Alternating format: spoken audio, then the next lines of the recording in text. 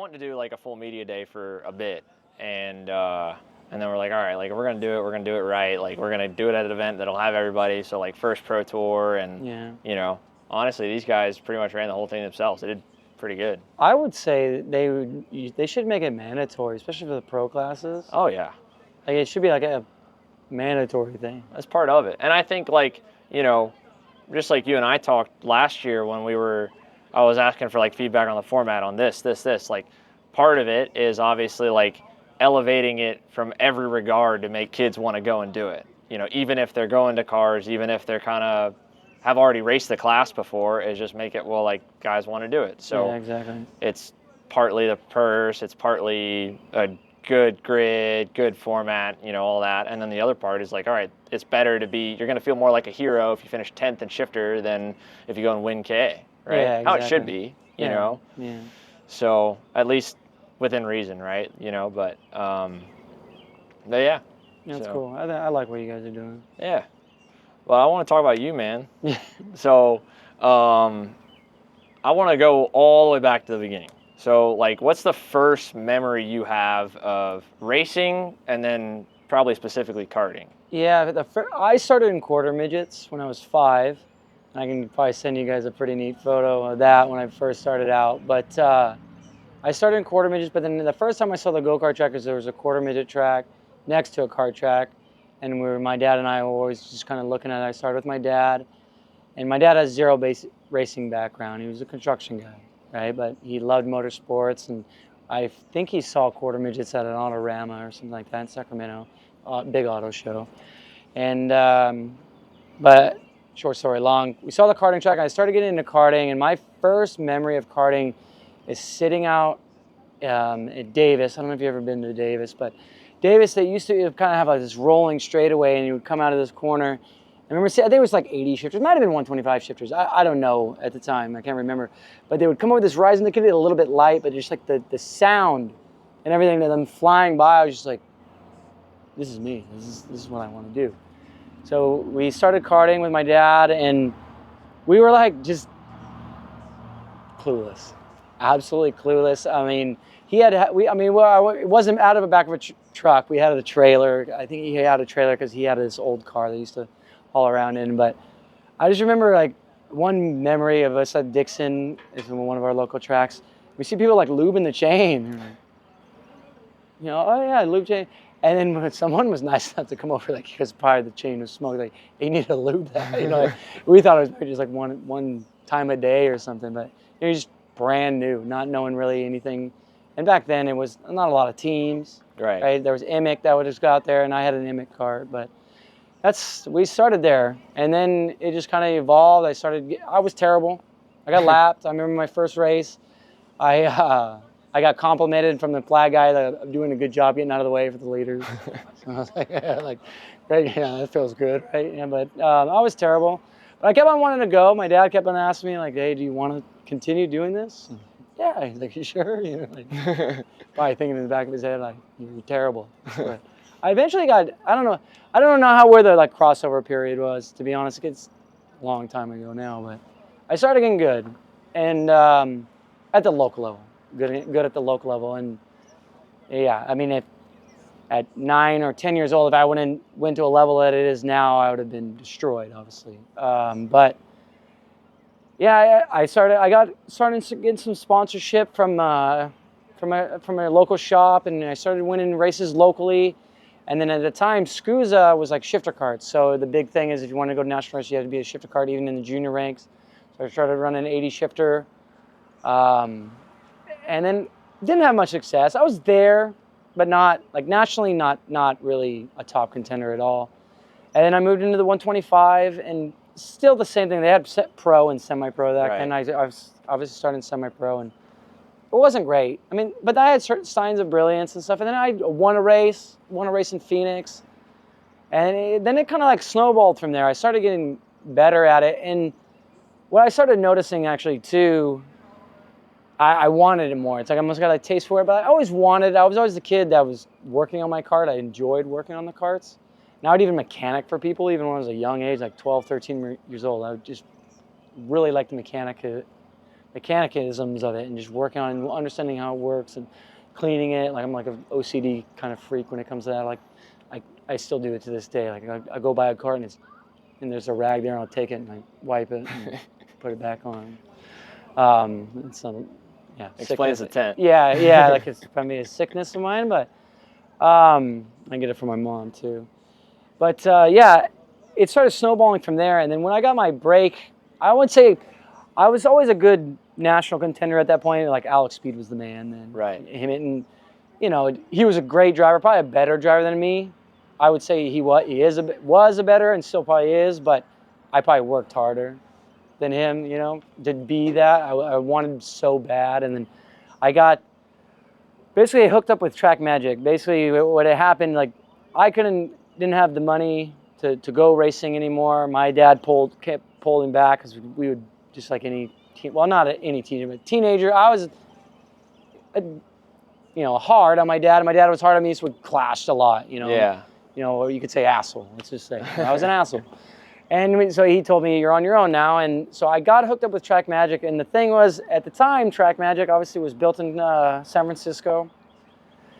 And it was an American company, American-made karts. I mean, not a lot of people obviously Billy's doing it now, but I mean, that was a thing back then. And Right. It's still at one time, Track Magic almost dominated the market. It was like a whole cultural thing. deal. I mean, it was owned by Fausto Vitello. He's the owner of Thrasher Magazine, or was the owner. I mean, he passed away. And I started working with him, and I lived in an office. I moved to Track Magic. I lived in an office on an air mattress for about 2 years. So just And how old are you at this I'm time? like 19 years old, and living in Hunters Point, which is in San Francisco, is rough. Yeah. Scary. Like I mean, in a lack of better terms, I saw people get murdered in this area, like crazy. Yeah. Like my dad showed up to check it out, and he said, "Do not tell your mom she can't come here, because if she sees you in this environment, she's gonna put a stop to everything. Yeah, she's gonna cut it off. Cut it off in this. I mean, you're 19, you can do what you want, but we can't let her see it. It was a dangerous area, very rough. So yeah, I literally would every morning pack up the air mattress, put it, because it was an office where people worked. So I lived on an air mattress for 2 years and worked in the factory. And unfortunately, I mean, I was never really taught by anybody. I never had any one to kind of guide me around. So I was just doing things on the fly. And Fausto Vitello gave me a chance, and he just basically said, you go to the track, you got to figure it out. And if you work hard, I'll continue to put money into the program. I'll, go out and what'd you try today? Oh, I tried this, and this. And it was almost like trial and error at that point, figuring out what's going on, because now I was basically responsible for the race team. I was building the karts, I was driving the trailer, I was packing the trailer. I was the race team, and then I got a mechanic to come help me during the races, but everything else was me. Design of the karts, development of the karts, because at that time everyone left.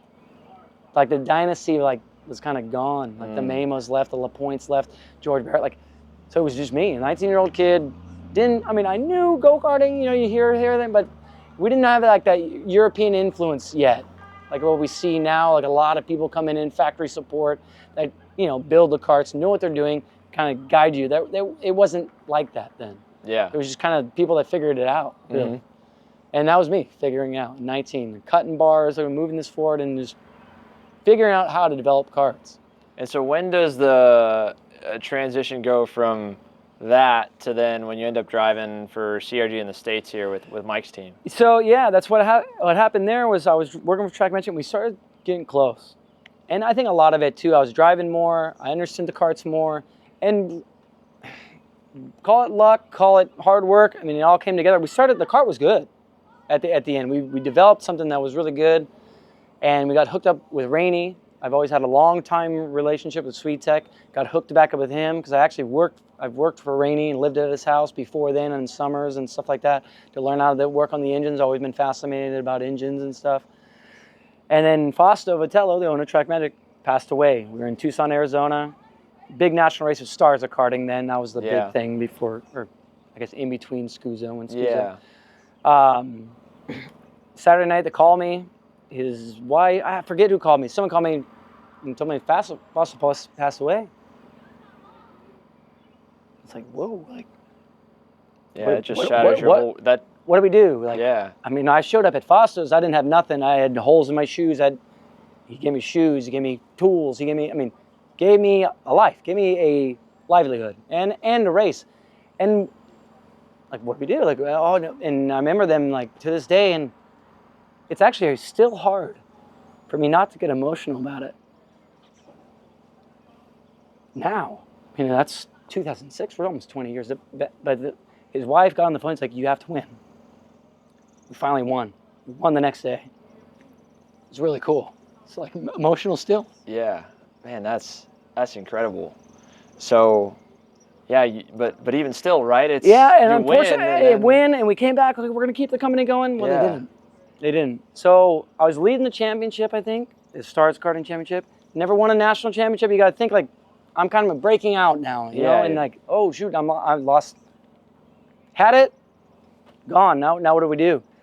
And I got hooked up with CRG with Mike Speed, got me on the team with Randy Neal, PCH, and we win a beautiful relationship with Randy. I mean, he's like family. At first, it's a funny story. He first is like, I would never had that kid on my team.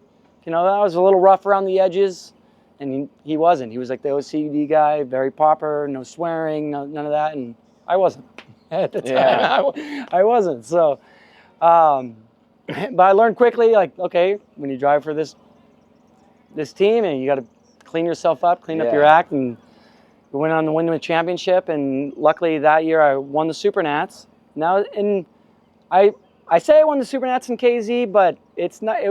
Then there was no Euros. Yeah. So there was not the European presence there. So yeah, I have a Super Nationals 2 titles, but I say I have 1. Yeah. Because before that, there was not the Euros there like it is now. But I won that. But luckily, Giancarlo Tinini, the owner of CRG, was there, and Danilo Rossi was the team manager at CRG, and he came there too. And probably to offer support and everything that they started doing during that time. A lot more Europeans came over to offer support for the teams. And luckily, Danilo pulled me aside and said, I think you have what it takes. We'd like you to come to Italy this next winter in 2007 and test. So I'm like, think about it. At the start of the year, I didn't know if I'd have a job or anything. And then now I'm national champion and super national winner. And I got Danilo Rossi, who's at that time, God, right? And 5-time world champion.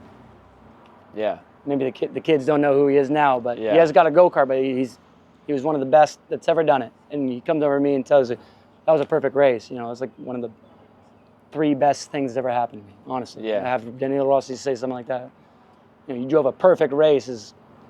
People that know Danilo he's hard on his guys, so it was cool. Got to Italy, did a test, went well. They're like, okay, we want you to stay for a race. Did really well. WSK, went to Sarno, did really well. I think I finished 6th out of, how many guys. They signed me right there. Boom, contract, and started a factory. Can you think back to like those, like the test and then like the first race? You know, like what was that like to be you? You know, your future's still uncertain. Like, yeah, this might be it.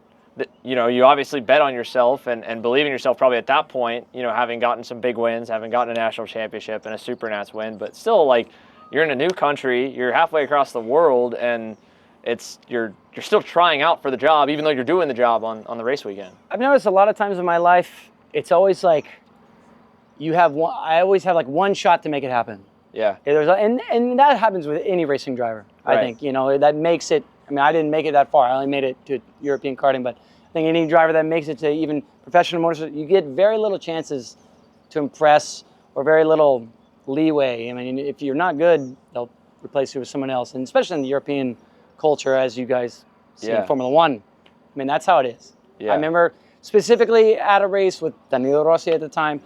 He looked at me because I said something, I kind of laughed. He's like, we're not here to play. You're about as significant to me as that silencer on the go-kart. And when I need to change it, I can change it. So if you don't do your job, if the silencer doesn't do the job, I change it. If you don't do your job, I change you. And then that's how it is. Yeah. It's just how it is at that level, because they have a lot to play for. Yeah. Obviously. And so my whole life I've had this. Like, I had a track magic. I had to make it work there. And I had to make it work at CRG. But that's with every driver. But there's always been that with me. And like as I went down the CRG, we had a lot of success. I had my best results there, but then it was a bit disappointing because at that time there was the KF era, Right. the single speed, and that really killed like the single speed racing there, in the sense of they took a lot of the factory drivers, because not all of them, a lot of the factories really wanted to push KF, so they took a lot of the factory drivers and put them in KZ.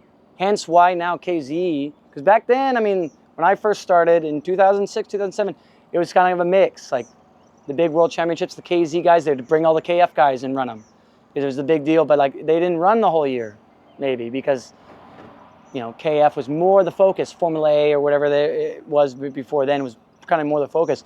KF basically killed that single speed, and then everyone KZ and made KZ the premier class at that time. And I was doing well, but when they, at CRG, Arnold Kozlinski is a good friend of mine, and they did what they needed to do. He won a KF World Championship for CRG, but they wanted to stop the KF program. My seat was gone. Yeah. Now, of course, they're going to bring over a world champion. I didn't have a world championship to my name, so Right. If I was CRG, I'd done the same thing. So I got moved over to Zanardi, and that's when it kind of got tough. I mean, we were developing the IAME then, and yeah, I went from literally 1 year almost winning world championship events to not hardly making finals. It was just a rough year with the engine developments. First year of the IAME KZ, and it was rough. Yeah. I mean, obviously they figured it out now. Yeah. Miami does well, but at that time it was just kind of a wrong move from my part, maybe too, to take that deal. Maybe I should have maybe taken some. It doesn't matter. Right. But then after that rough year, I took a sabbatical. I went over to Ocala. Right. I had a rough year. And I was just talking to Chico Brown about this.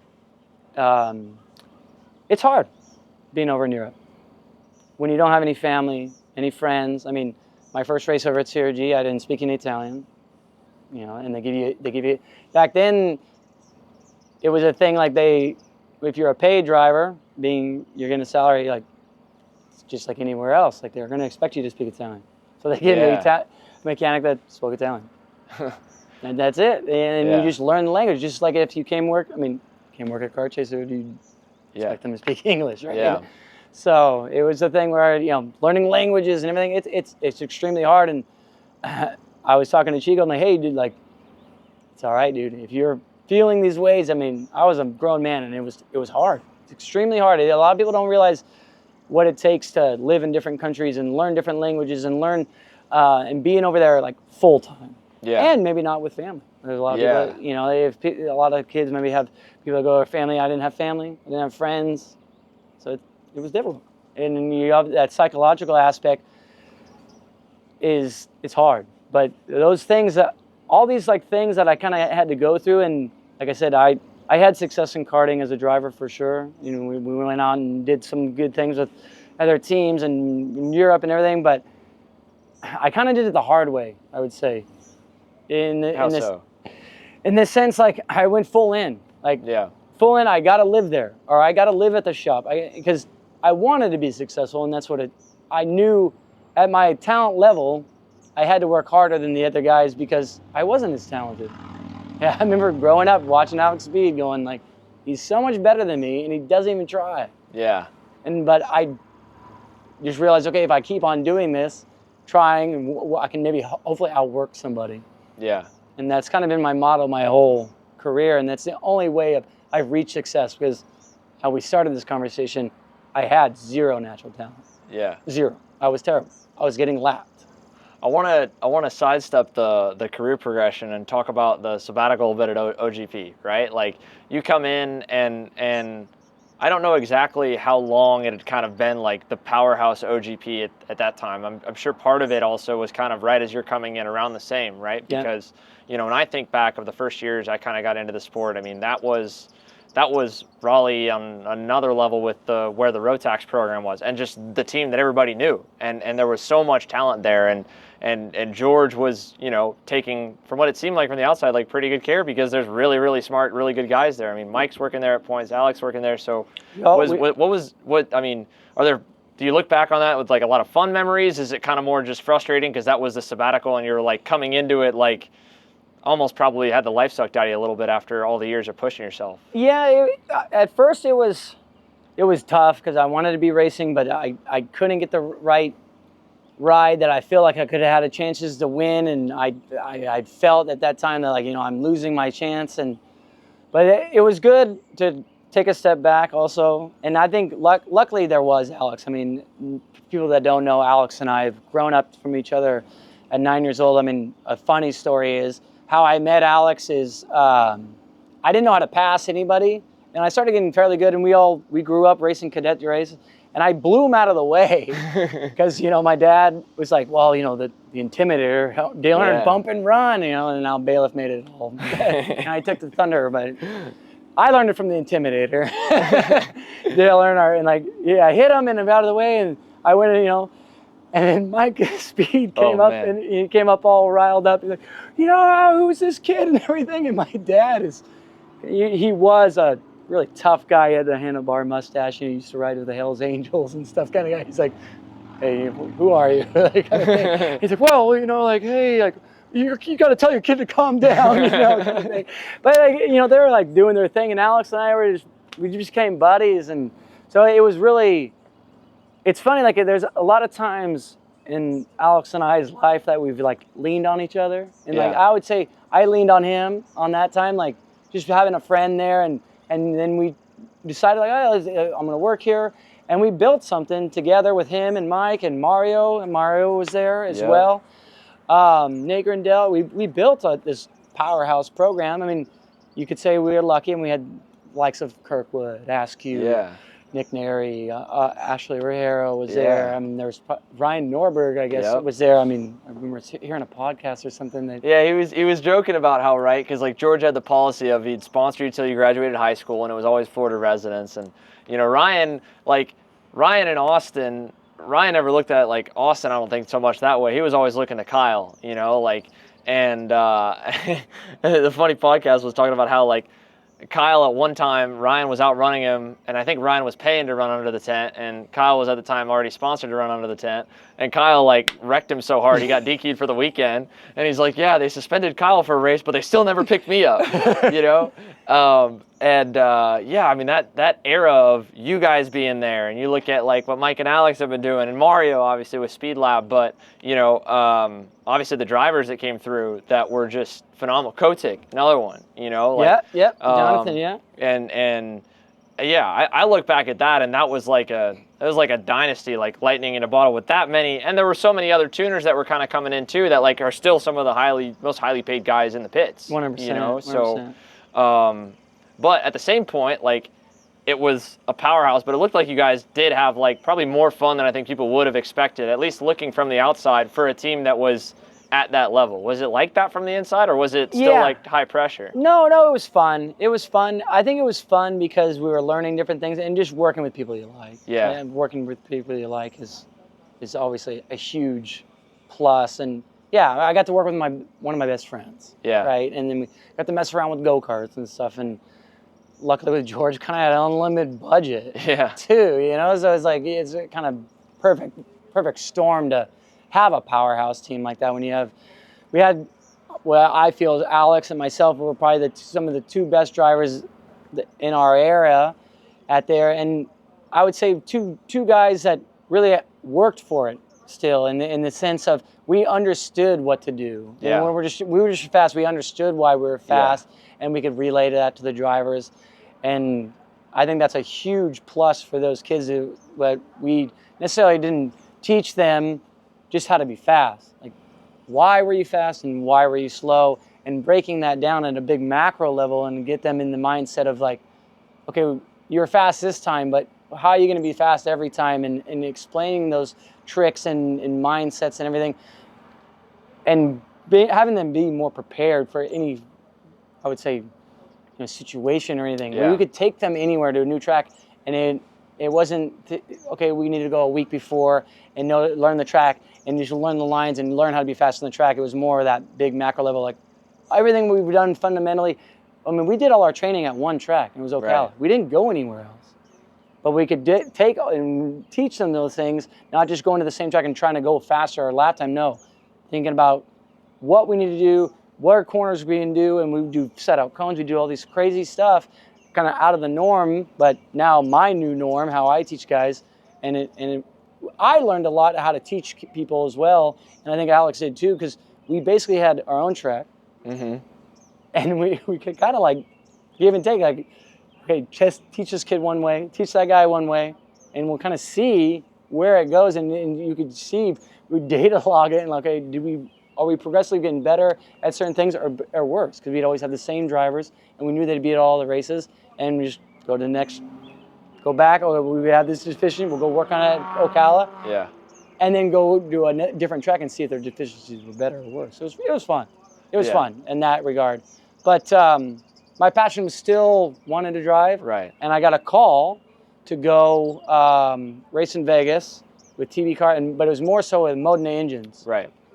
And they knew that I've worked with Rainey, and I worked with OGP. I worked with Mike and Alex, and we all collectively worked on the engines, worked on the chassis, worked on everything. So I learned a lot, and they knew my experience of that, working with SweetTech, working with that they would want to develop the new Modena KZ. And then I decided, okay, even though I had a plush deal at OGP, I'm like, the passion's not there. It's still wanting to do something in Europe, and I guess that glimmer of hope of having maybe something where I could have got a result that I never got, or there was kept still on seeking. Like, I felt unfinished, so I decided to go back. And then so you go back, and they still were bringing you over for Supernats. Were you going back to living over there and like commuting here basically for the couple times a year? Yeah, it was just Supernats. Yeah, I mean, sometimes but it was full on. Like, I was living over there, and the thing is, I didn't have a visa or anything, so it was like pretty shady how I was having to do it, like flying into places. I mean, I've been deported to different countries, and it was not easy. Like, and it's like another psychological thing. Like, every time you get on a plane, like, okay, and you're going through customs, like, is this going to be the last time that I'm going to be able to do this? Are they going to catch me? Yeah. And see what I'm doing with all the, the intertwinings of going to all this excessive vacationing to the same that spot. And like going to different countries and going to like, a weird country like Romania for a day because it's outside the Schengen Union. And I mean, I lost my passport. I mean, basically, doing things illegally to try to stay in the country as long as I can, because, to get a sporting visa costs money. I didn't have the money to try it. So psychologically, it was tough every time that you go through customs. You're like, could this be the last time? Could this be the last time? And inherently, it did happen to me. I mean, they sent me to do a race in Indy in 2017, and I went to go back, and they finally figured out what I was doing, and they said, no, that's it. Yeah. And that's, at that time, I was like, okay, like now what? Yeah. Now what? I mean, luckily at Formula K, like I had to do a few different rides with Modena, and that didn't go well, and it was kind of like this, and then it was a thing like back against the wall.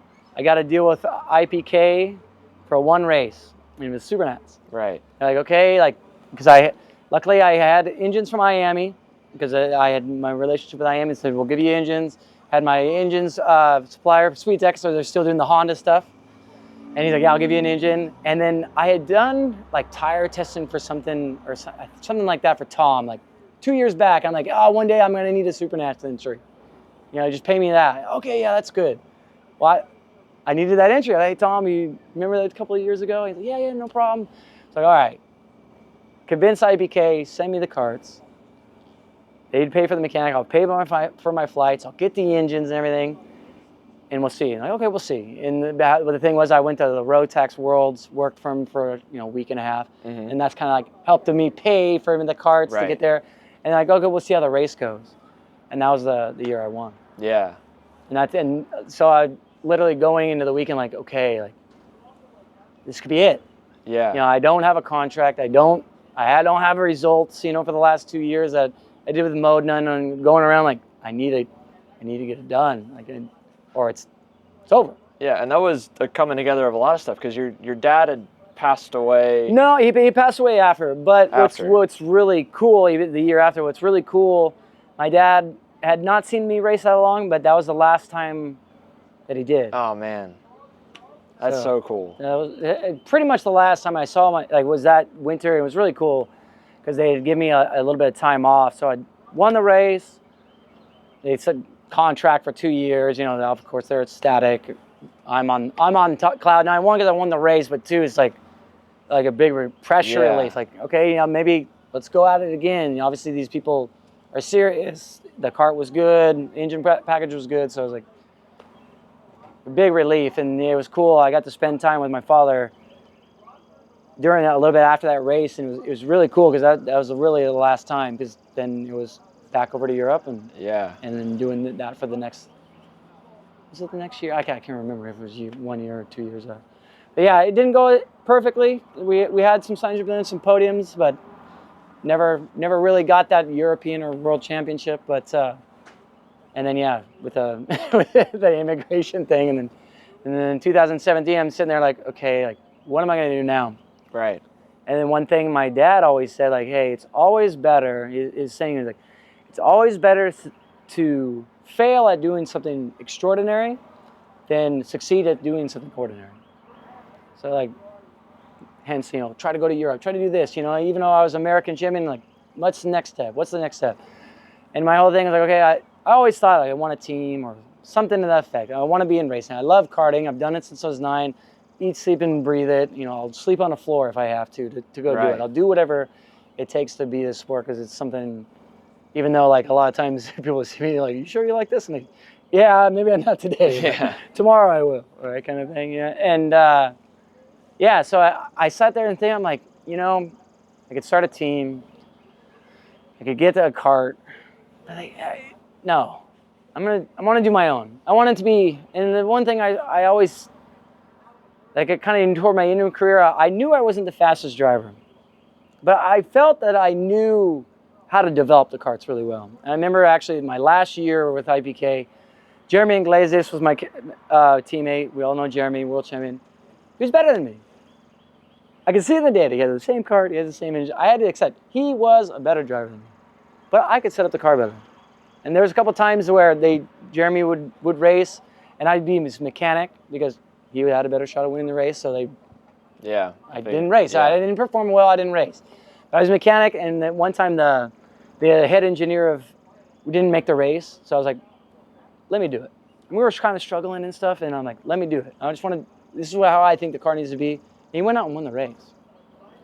And I remember Jeremy pushing the car. He's like, you know, Gary, and he was right in theory. He's like, maybe you should do this. Mm-hmm. He goes, we went from 20th, you know, one day, and then now we won the race, and it was because of what you said. And we did it again, and he won again. And then it's like, maybe, you know, we decided to do this. So I was like, oh, I want to do something. And that's how GFC got started. I mean, I was deported back. I didn't really have anything. I had helmet, driving gear, and that's all I had. Like, didn't have anything to my name. I was trying to just do the racing, and I had to move in back with my mom because I don't have anything. And my dad had passed, so I was like, I spent time with mom, and so I was like, all right. She had a little garage, 1-car garage, and it's like, okay, like, let's start something.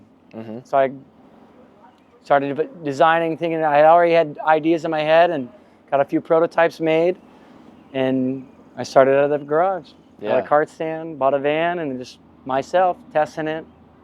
And then by the end of, we started that project in the beginning of 18, and then, beginning of 18, and then at the end of 18, we had Rock the Rio, and we debuted it there. Yeah. And so, you know, now, I guess with 2025, that makes it, you know, basically year 7, year 8, you know, in it. So when you look back on where you were to where you're at now, and some of like the key moments, or what sticks out over the journey so far? You know, this year's a big milestone, obviously, with the homologation. Yeah. That's a huge, you know, cool thing that I'm sure I remember talking with you how stressful that was in that time. Yeah. But yeah, what are some of the, I don't know, what sticks out to you when you think back of the first memories that come to mind from the last, since the black and white started? It's working with people, man.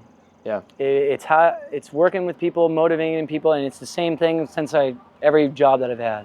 Every job that I had is motivating people or being the person that people can trust or motivating. I mean, it's working with people. It's learning. Like I always tell the parents of the kids and the parents, I go, trust me, they learn from us as a team, but they're teaching us too. Different ways to, I guess, get through to drivers. Yeah. And everything. And I think working with people has been the biggest standout. You know, people that have come across, customers and drivers and mechanics and stuff. And yeah, I would say the people is one thing. And on the technical side, it's just been fun. Yeah. It's been fun to really look back at where we started and how many things I've learned. You know, being able to just do whatever I wanted when I was driving. You know, you could give your feedback, and they would either take it or not, and then make the car. And now, if I want something to change, I just change it. And I can see if it's better or worse or indifferent. So that's fun. But the takeaway from it is just the people I've met, people that have, in watching what it means to them.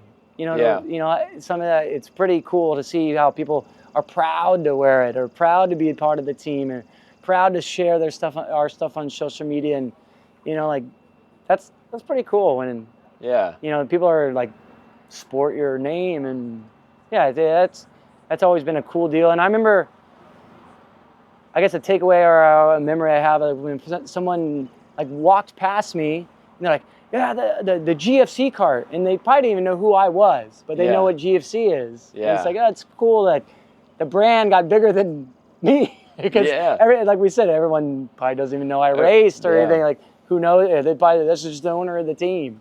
Yeah. But they know the brand, so that's pretty cool to see too. Yeah. You might have that same thing with car chase. I did, yeah. Actually, like a moment last year sticks out, right? So, you know, obviously it was just me and Trevor making videos in 2020, and then we get our first live stream in 21, and then after that first weekend, we went into that weekend 4 weeks out, and we had no idea. Eric had called me and said, hey, you know, Kevin Harvick is helping throw a little sponsor money. It was the first iteration of the Miami Grands. He's like, well, we can go talk to a TV company, get like a 30-minute special from NBC Sports or whatever. Or he's like, I told him, well, you're the only guy really doing media, video, you know, stuff like this. Do you know how to live stream? And I was like, no, you know, and but I'll try. And so he's like, all right, here's the number. And then so we did the number, and then I wanted to do it better.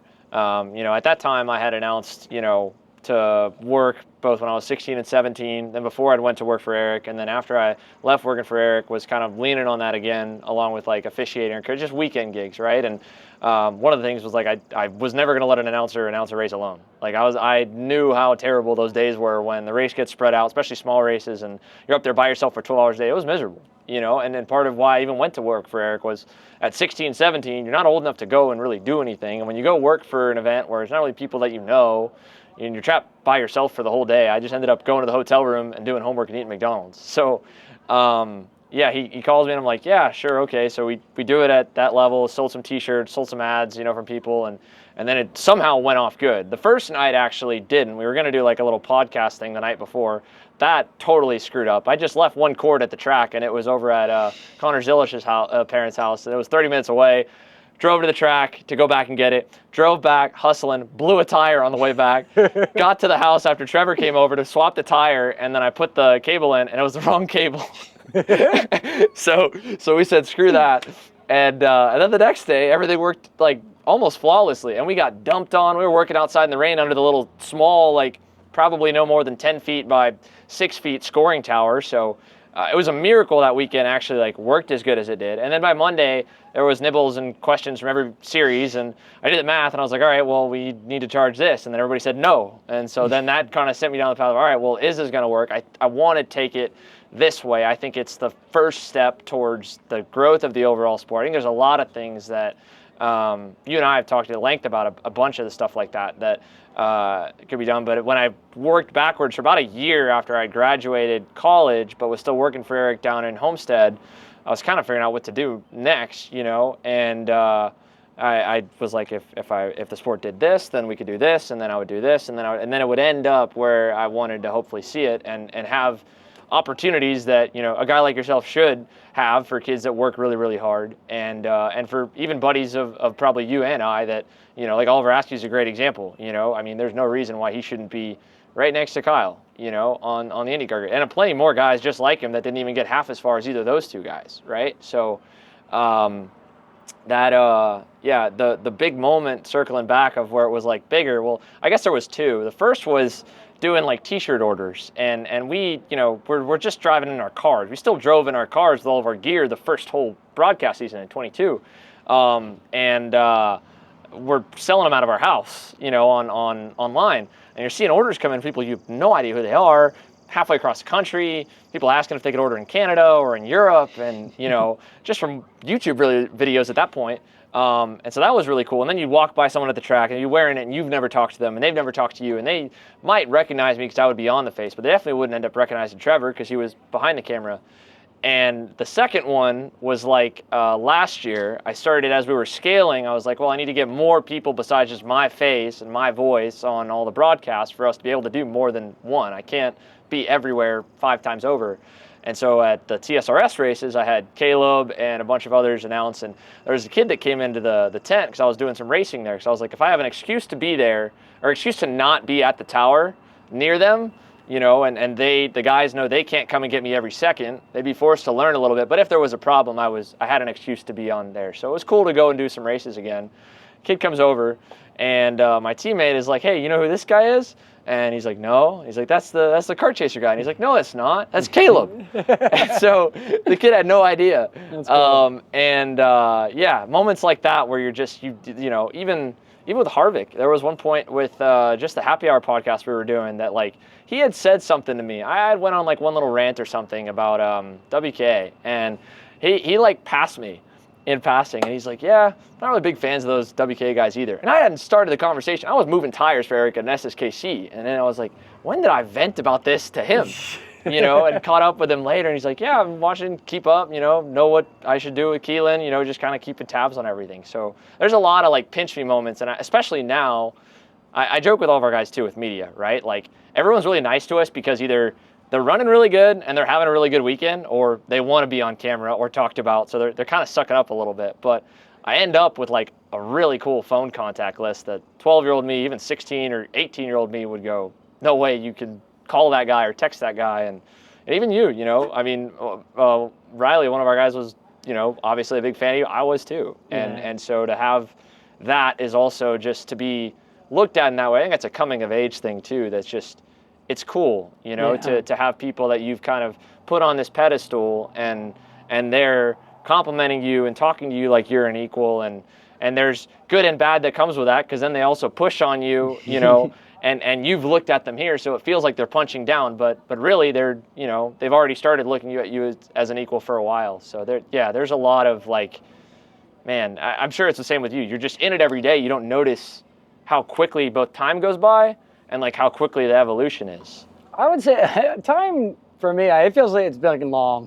to be honest, it's opposite for me. I look back, and when I first started, or first race, when we went down to the Rock of Rio, and like Matthias, and I have my good friend Mattia Madami, who's always helped me. He's my mechanic in CRG, and he helped me get through a lot of years over in Italy. And I remember like, we went there and we won, you know, the Rock race, the first hit, and it was, you know, like, whoa.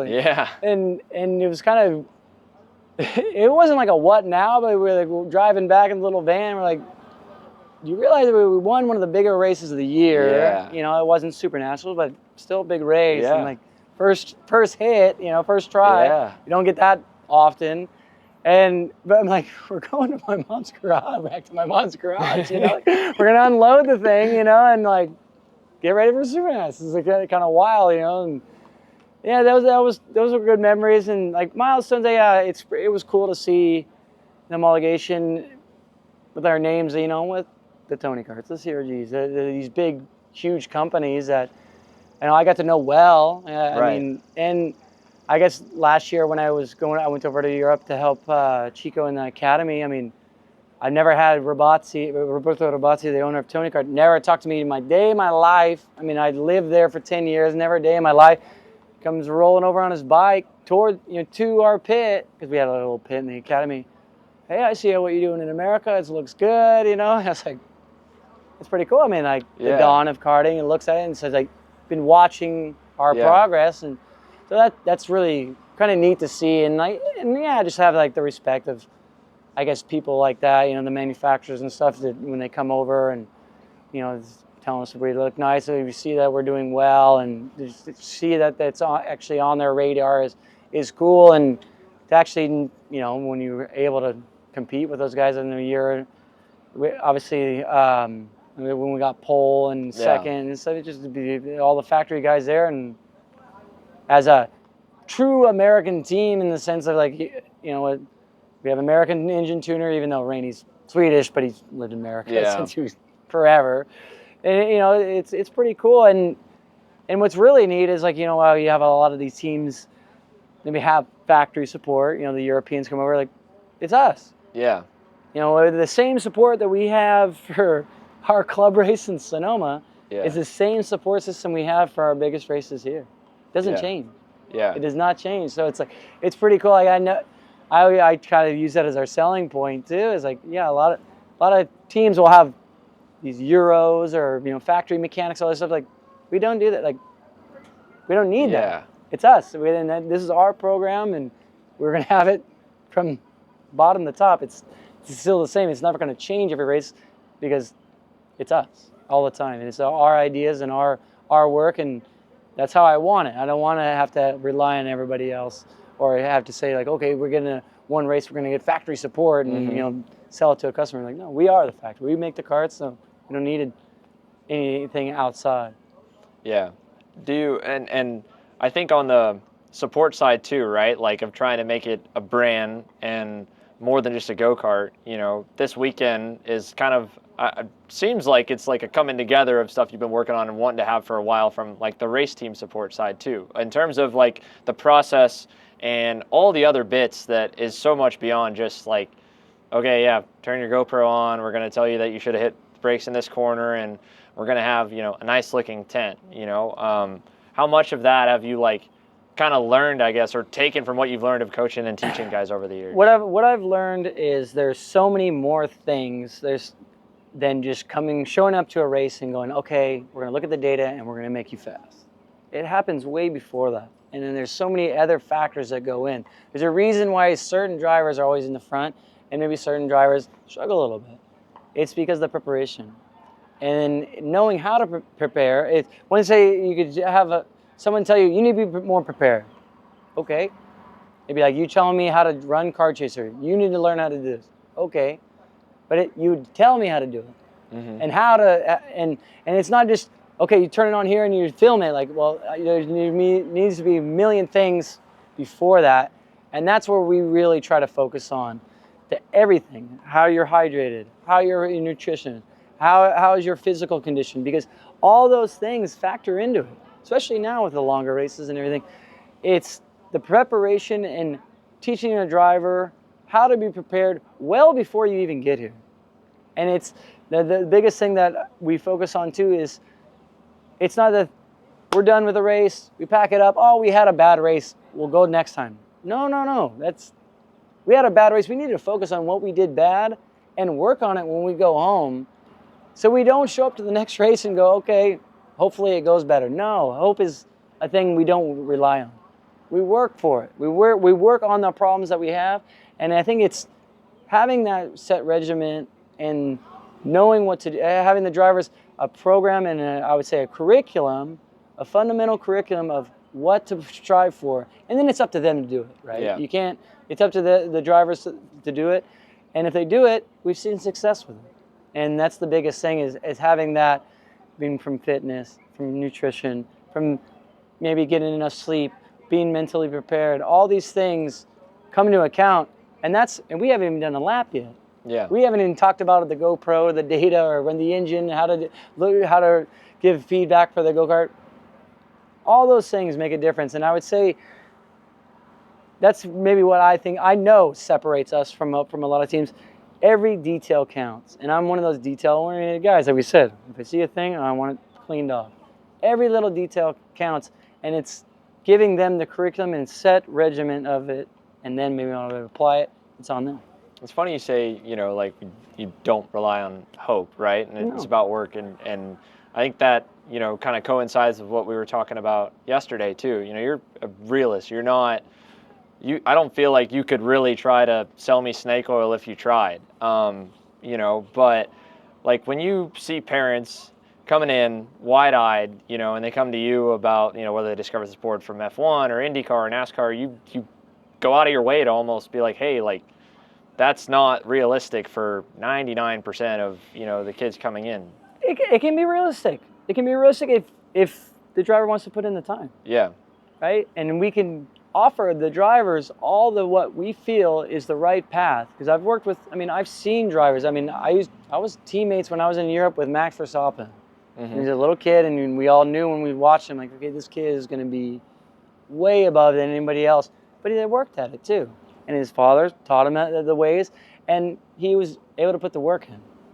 And he wanted to put the work in. He was the one kid that would sit there and just do laps and listen and understand. And he was now he's obviously extremely successul.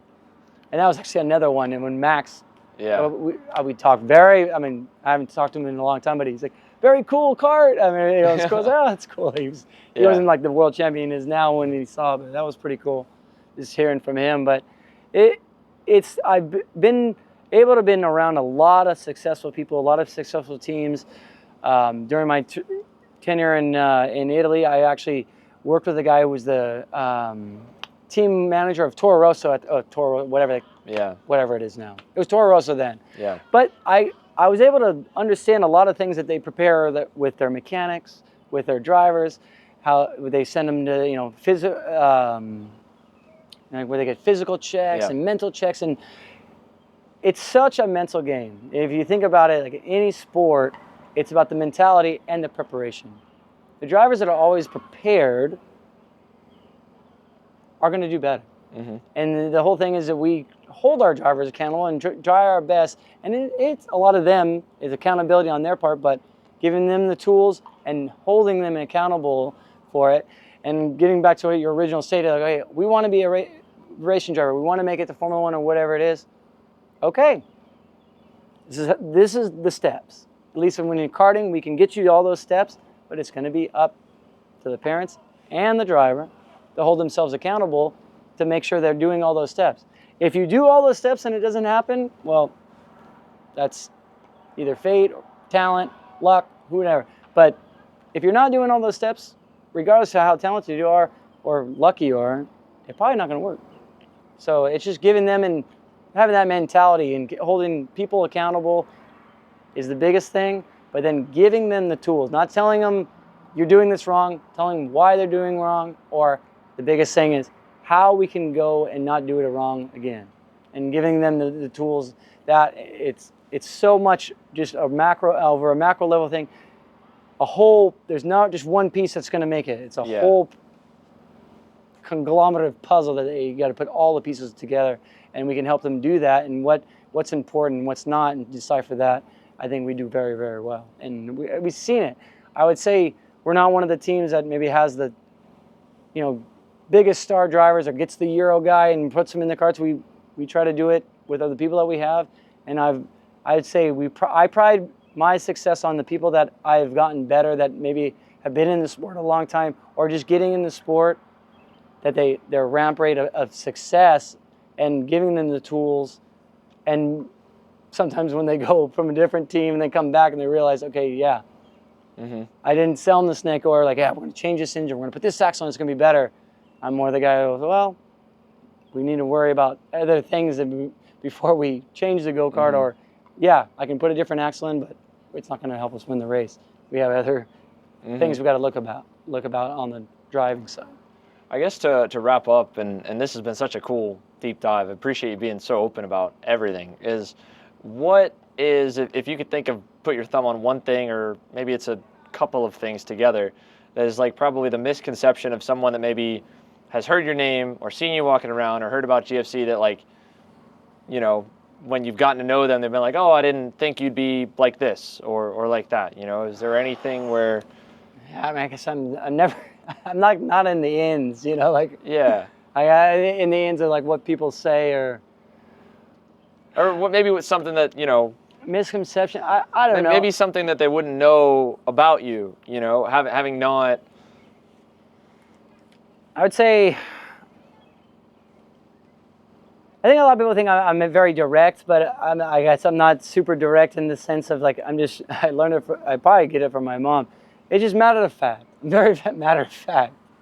And maybe that's a little off-putting by people. I don't like, but I think I'm a nice guy. I think I'm approachable. I like to think I'm a nice guy.